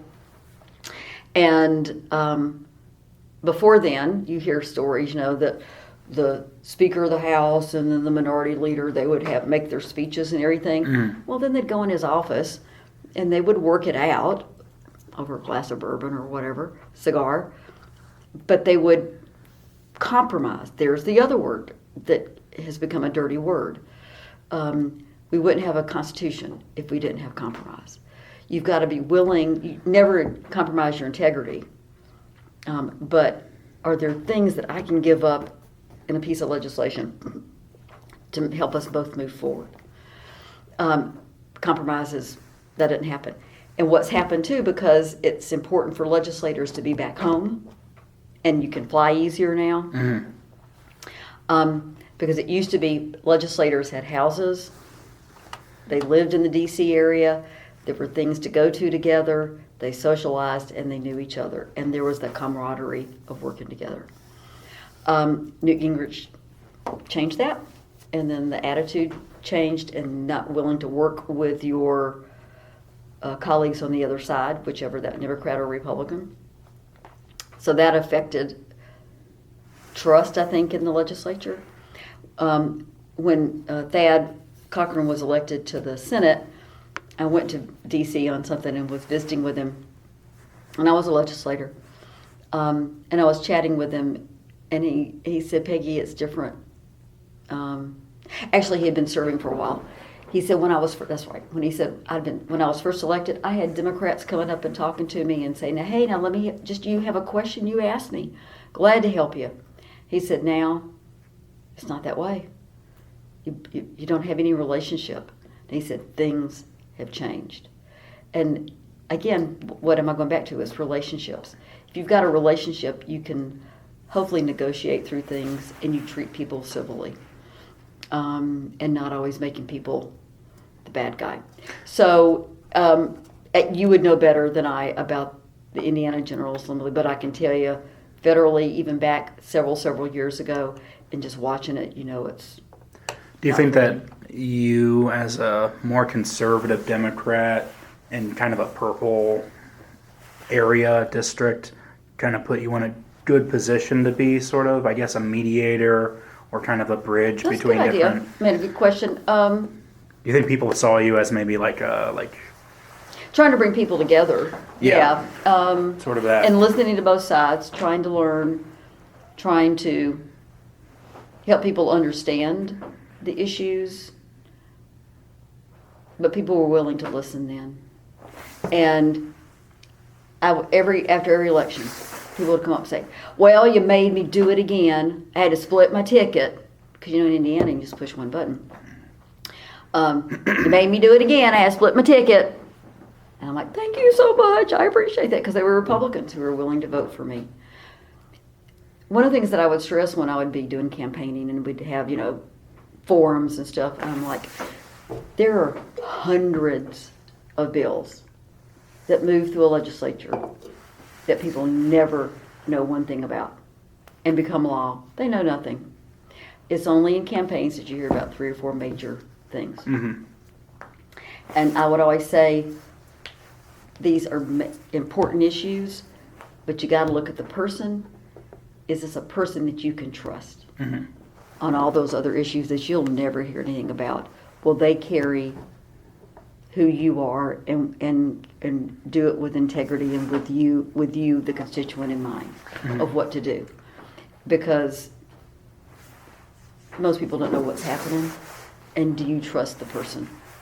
It's not even about those major issues. It's about all the other issues that have to be considered and move the state forward. Mm-hmm. There are 2 different bills that I wanted to talk about. Yeah. I'll start with the less... And I don't even know if I'm going to remember them. No, you're fine. I'll start with sort of the one that was less controversial, but still kind of controversial. It was in 2007. You were part of Governor Daniels. I don't know if it was his only veto, but it was his first veto when he was in office in 2007. He overrode House Enrolled Act 1388, which a basic rundown of the bill is that it gave tax incentives for film companies to start productions in Indiana. Sure. I know there are a bunch of states, especially in the South, that give a lot of pretty generous tax incentives. So maybe that's kind of where the bill came from. But if you remember, can you sort of walk us through what it was like? Like, talk about a veto. Like, what does it mean to you? Is it anything special? No, I mean, it was an important bill. How are we going to be able to attract more artistic folks to the state to bring their ideas and their money to the state and then to support the local artist? Because when film companies, again, I'm just repeating, I don't know this but film companies come in, but they hire the local people. So you're going to have the local sound engineers and some local actors, and so it was going to increase. They're going to spend money in the state about things that we're buying, but also the employment of people. And that was one of the ways, by giving them some tax considerations, would be able to bring them in. And moved forward, but Daniels had a concern about it and vetoed it. But was there any, like, because if I remember correctly, it was a pretty bipartisan bill. Yeah, it was. Yeah. Did you? And I couldn't even tell you what the reason was that he, even back then, I'm sure that because maybe it was going to be, well, one of the things about Daniels, it was very important to him, and again, he's the governor, and he was super smart, still is smart, was building up a huge reserve. And the state was having a little financial, the economy and some different things. And I had the privilege, so I served on the Ways and Means Committee consistently. I served on the Health Committee consistently. And then I had the privilege toward the end of my career to serve on the Budget Committee as the voting member, and then somebody else was made the voting member, but an alternate. And we had to watch closely because there would be dedicated funds, let's say for the DNR, National Resources, a dedicated fund for X. Well, it was dedicated, but you could move that dedicated money over here, which filled the way it was designed, but then that money would then be moved into the general account. And so building up that base of money was important. And so again, I'm not remembering, but I would think it would be there was going to be loss of tax dollars, and that probably was maybe the major reason. Budget concerns, I'm sure, is but sometimes you have to spend money to make money, and this was going to incentivize people to come to the state. What was it just not anything special? It was like, okay, we'll just vote it back, or did you have to make like a plan? Was there any I'm sorry, I don't remember, but I was carrying this legislation I served in the Ways and Means Committee. I was actively involved in a lot of tax legislation. It was really fun being in the majority. Lots more fun than the minority. And being, and I'm, again, active member, I got to carry a lot of tax bills, things I knew nothing about. But I was willing to bring people to the table. And so when we'd have a big tax bill it was a Christmas tree of everything, we would bring people into the LSA little conference area and bring the fiscal staff from each of all four caucuses. And then we'd sit around the table and say, okay, let's go through each section of this, take notes, ask questions, and then this is what we're thinking about doing, and I need you to take this back to your bosses, and then come back and tell me. Obviously, the House Democrat, we were in control of the Ways and Means, so that wasn't the concern. And fiscal bills have to start in the House. But they had their opportunity to ask questions and to bring possible amendments, concerns. So we did it together as much as possible. Again, I could kind of tell you what was in each of the hundreds of sections of some of those bills, but my job was not to be an expert at it, but I considered myself a conductor. Kind of like I'm conducting an orchestra, and I'd go, and now Avery. And so I would have all the people that were the experts on that section about whatever it was regarding taxes or whatever, but bring them together and then shepherd that bill through. That was fun. It was so much fun because I had to learn a lot, but I didn't have to be an expert because I depended on you, Avery, as another legislator or a staff member to help me get through it. But we'd carry, I'm looking at 2-inch bills. But we did really good stuff. But we did it, it was important to me to work with all four caucuses, that everybody had their voice heard.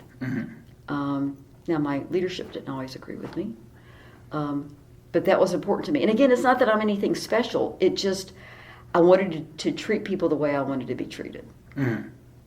Can't say it was that way when other people came into office, whoever was in the majority. But that was important to me of how I move things forward. Talk to me a little bit about the right to work story. I Okay. call it a story because there's a lot. It is a story. There's Okay. a lot to it Okay, just to kind of get you. from your perspective. This is, what is it, 2011, 2011. Yep, I think that's SB 17. whatever it was. No, sorry, that's not. And Yeah, so keep going. I grew up in Mississippi. Mississippi didn't like unions. So now I'm going to run as a Democrat, and I've got union people like, oh dear, are they nice people? Are they good people? I mean, there were all these questions, silly questions. And I'm going to answer the question, I really am. You're good. But I learned that when I really thought it's about human nature. The reason you have unions is because, and most people that were the workers, they didn't care that the boss had the big house on the hill with a white picket fence. They didn't care. Just treat me fairly and give me a livable wage. Well, but the man living up on the hill wanted a bigger place and wanted more and didn't treat the workers fairly. And they said, we can't continue to be treated this way. So unions came about to fight the man on the hill. But human nature being it is, the unions became greedy, which then caused people to resent them. And so it's a push and pull, tug of war between business and unions.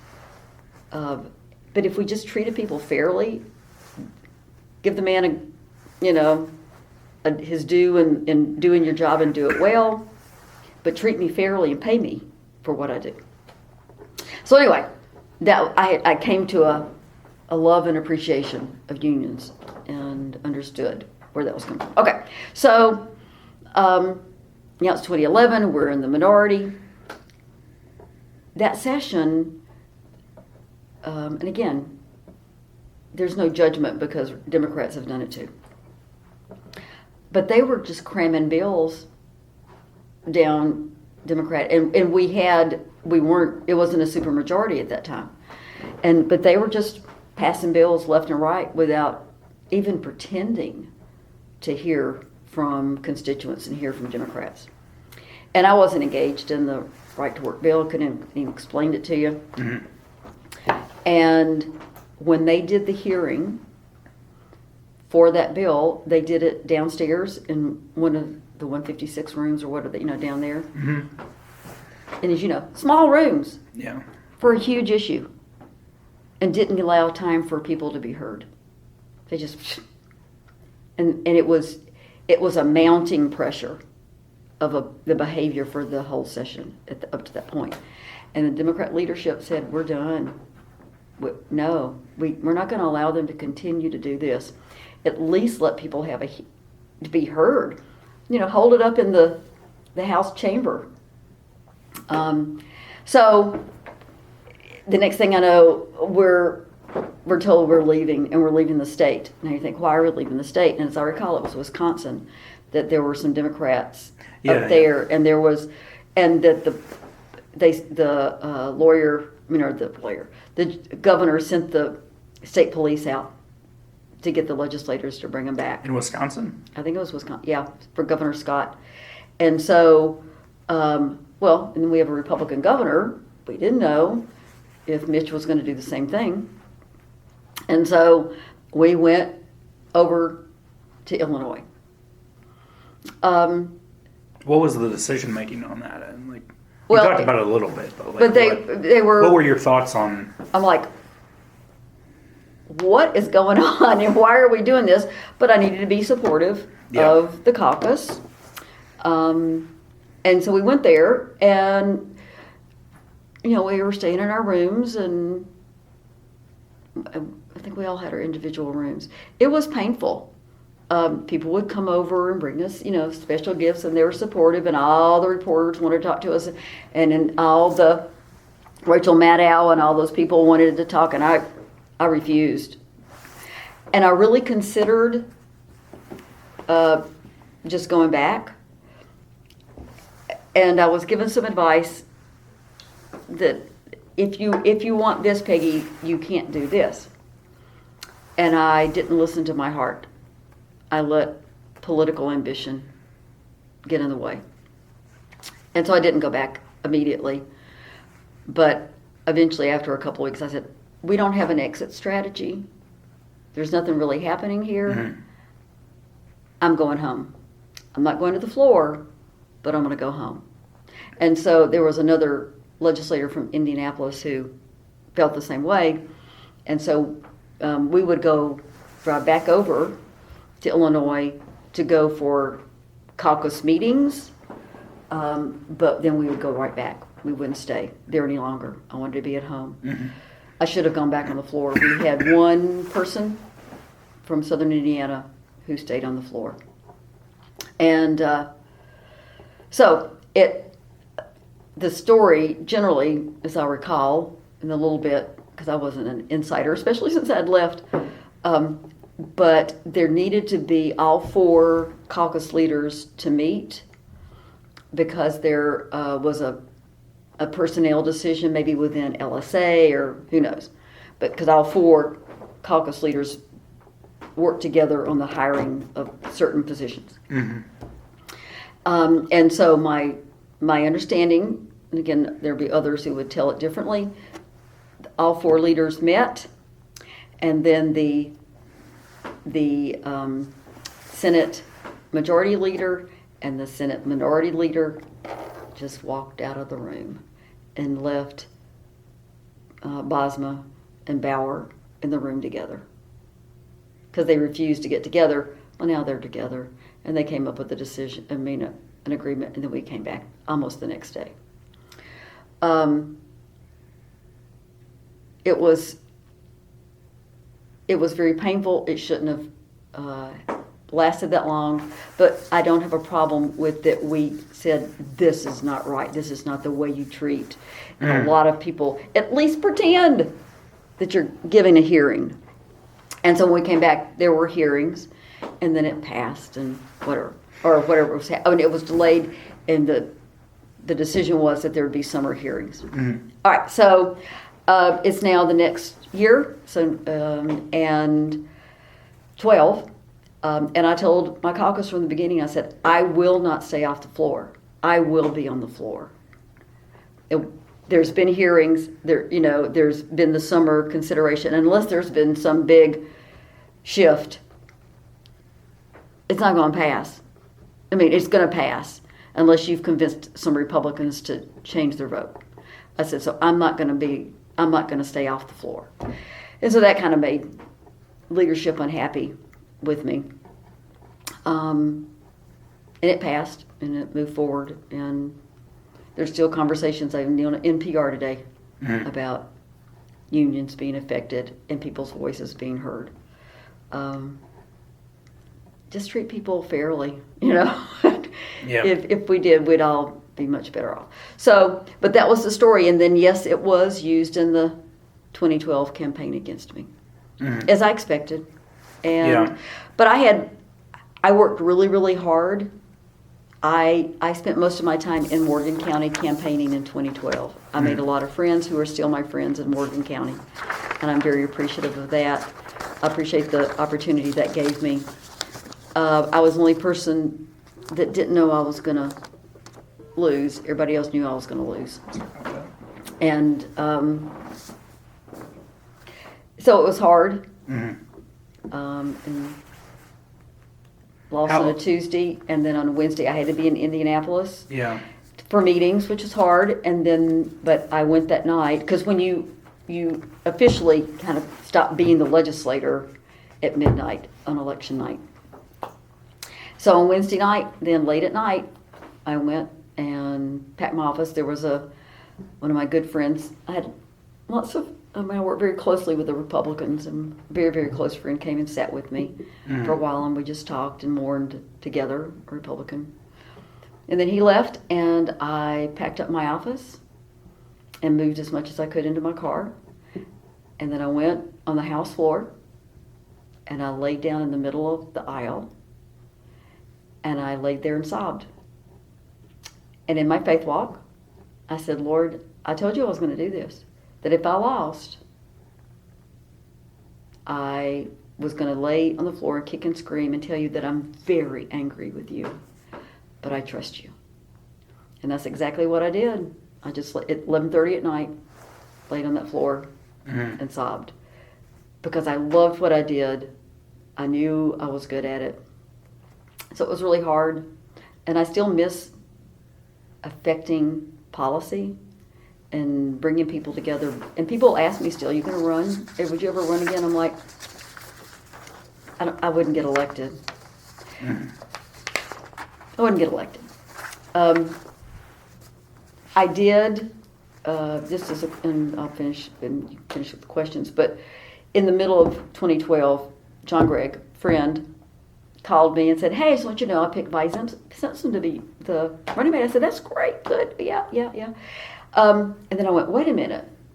That means she's not going to be able to run for her seat. I wonder if I should consider that. And so I started thinking about it, praying about it, felt like I should run. And then I started reaching out to the caucus members.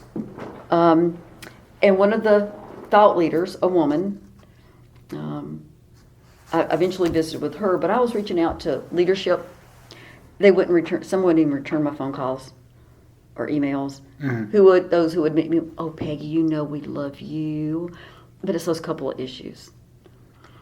And then I met with this woman who was a thought leader, and she said, Peggy, Bloomington is the beacon of hope for liberals all across the state. If you were selected for that position, the light of hope would go out for thousands of people. And in my head, I'm praying and thinking, well, Lord, there's my answer. So I ran really hard to try to win the District 60 seat. Peggy Mayfield ran a strong campaign, Morgan County, and she was elected. And I got blessed. I have been so blessed with the jobs that I've had. I ended up working for Sue Ellspermann when she was lieutenant governor. Really? She came to me. I'd been working for the medical device industry as their executive director of their association. And I've been working for them about a year. I started in January of 13. And so it was February of 14. And her chief of staff called and said, the lieutenant governor wants to talk to you about being her director of intergovernmental affairs. And my heart leapt. I just knew that's what I was supposed to do. It took several months to make it happen. But she was a Republican, asking me consider to be a Democrat. I'd kind of said, Democrats had kicked me to the curb. I wasn't a Republican or a Democrat, but she asked me, and I worked for her for 18 months until she left. But that's the kind of person she is. And Pence, quite honestly, Pence had been very kind to me when in his transition, there were opportunities that I could have been engaged. It was hard for me, but I said no because of just some spiritual, not any problems with him at all, but just for my own. I just knew, I got this clear message, you need to step back now. And it was hard, but Pence didn't have any problems with me. There were some Republicans who reached out to Sue and said, what do you mean hiring a Democrat? Sue didn't care. You never talked politics. You wouldn't say, oh, well, that's a Democrat mayor. Who cares? Yeah. Can I come alongside? Can I help them? And so I had the privilege of working for her and then now working for FSSA since April of 16. I'm very fortunate. And I've been able to continue with public service, and I don't take that for granted. It's just been in different ways. I have worked at all three branches of government. And that's pretty cool. All right, I've talked too much. What other questions? We have a few. We'll do a lightning round for. Okay, sure. Real and quick. I promise I'll try to be lightning. I'll try. I do have a fun question, but I'll try to save it for last. Okay. So, all right. So you already talked about gerrymandering a little bit. Yeah, gerrymandering sucks. That's a good summation. Not that I'm bitter.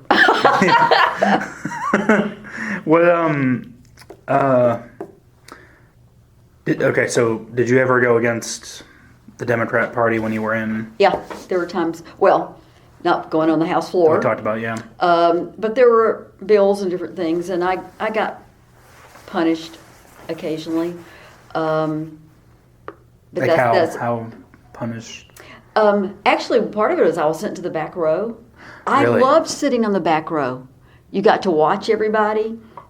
I had 2 great seat partners. I think people would find that so funny that as a punishment for You as get a sent state to the back. legislator, you get sent You to the back. You have to sit in And the then I back. was not put. I was taken off the health committee. Bauer took me off the health committee for 1 term. Mm-hmm. And then I going got back against the on. party. Yeah, because I couldn't tell you how I voted or didn't vote on something. Yeah. But yeah, no, I had to do, but there were times that, people are always saying to you, "No, but Peggy," and this is to all of you, Mm-hmm. "Oh, now you need to think about how you're going to vote for this because this could be used against you in an election." And there's so many great things that you're going to be able to do if you get reelected. And I had to finally come and go, no, I have to vote right on this bill and however that's going to be. I had an NRA bill. It was about, I carried a bill. I had gone down to Mississippi and worked the Katrina. Governor Daniels had sent nurses and doctors and folks, and I went down and spent 2 weeks in Mississippi. And there was things going on regarding guns and stuff. I can't remember the details, but I brought that back from my experience. And everybody liked that bill.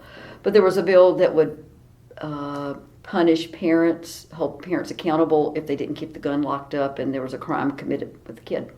And I had a constituent call me, somebody I trusted greatly from Greene County, and he said, "Peggy, you can't vote for this bill, blah, blah, blah." And I said, "Can I send you the language? Can you tell me, I cannot see anything wrong with this." Send him the language. He said, "There is nothing wrong with this bill. NRA is not telling the truth." And I remember sitting up in the window well in the back and said, "Okay, Peggy," I talked to myself. How would you vote on this bill if the NRA was not against it?" "Well, I'd vote for it." "Then what's the problem?" "Oh, okay." And so I voted for the bill, a bill that the NRA didn't want. But I maintained my pretty good rating with the NRA.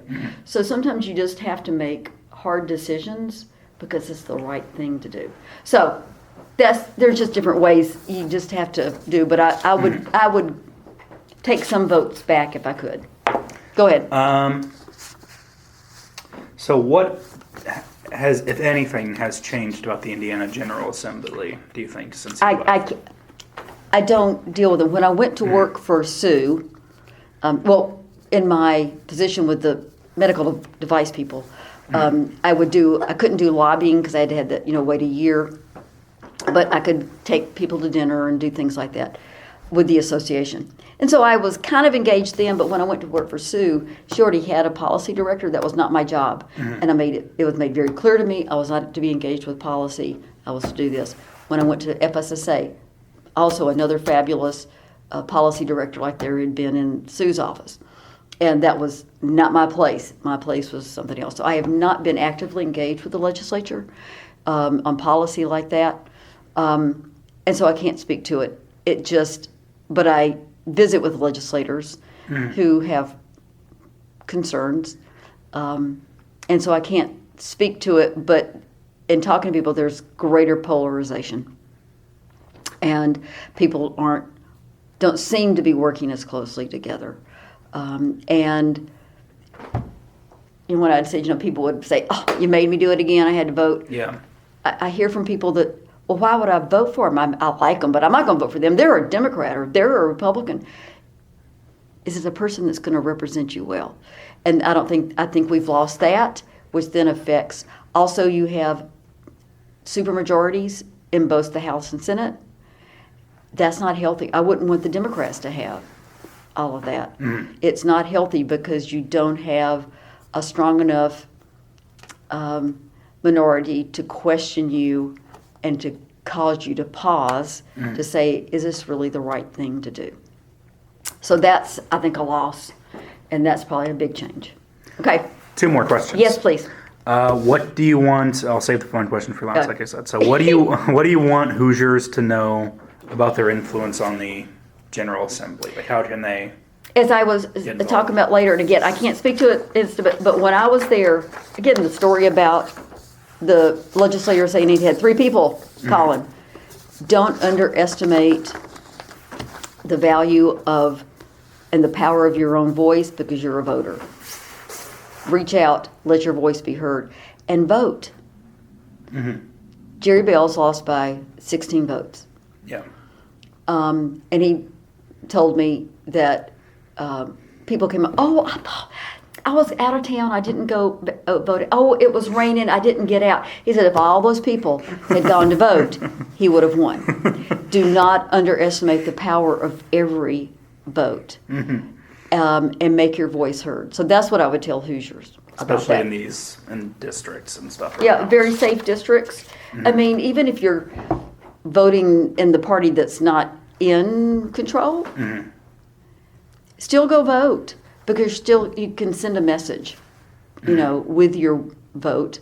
Well, not everybody agrees with me, so. Yeah. Alrighty. Final question. So I read in an article. I can't even remember this article, but go ahead, yeah. So I read in an article that your favorite show, I think it was from early 2000s. Yeah, that could be. If I remember. That your favorite show was / maybe still is, Whose Line Is It Anyway? Is it still your favorite? Oh, I have lots of different shows I like. I like TV because I can go and just chill. Yeah. And kind of let go. But I record Whose Line, Yeah. Yeah. And I go and sit and watch it, and I shoot through the commercials. I belly laugh. Laughing is important. I love all 3 of those. I mean, Wayne Brady is a genius. He is a genius. But all of them are. Yeah. And I am as conservative as they come, as I said. But I love their irreverent humor sometimes, and suggestive humor. And I laugh. And to see people who are so funny. Now, John Gregg and Mark Cruzan are just as funny. You have to be a genius to be that funny. And they're both geniuses and funny. They could be on Whose Line. Yeah. Because they could improv without a problem. Who was the funniest legislator? John Gregg and Mark Cruzan. They were hilarious. There were stories before of how John could diffuse tension within the caucus by being funny and making some comment, and it would just cause people to, and that is a gift. But there would be some people who would try to be funny, like John Gregg and Mark Cruzan, and it would go over like a lead balloon.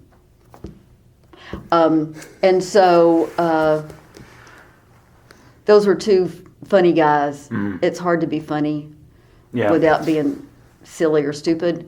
But I do love Whose Line because they're geniuses, and it makes me laugh. And laughter is important. Awesome. Not to take everything too seriously. Yeah. So thank you for this opportunity to share. What legislators do. Legislators, I don't have any doubt that legislators go in with good motives, and they do their best to do best for their constituents. And so I would never question people's intentions or integrity. But it's okay to ask legislators hard questions and push them, and it's okay to vote against them if they aren't doing what you think is important.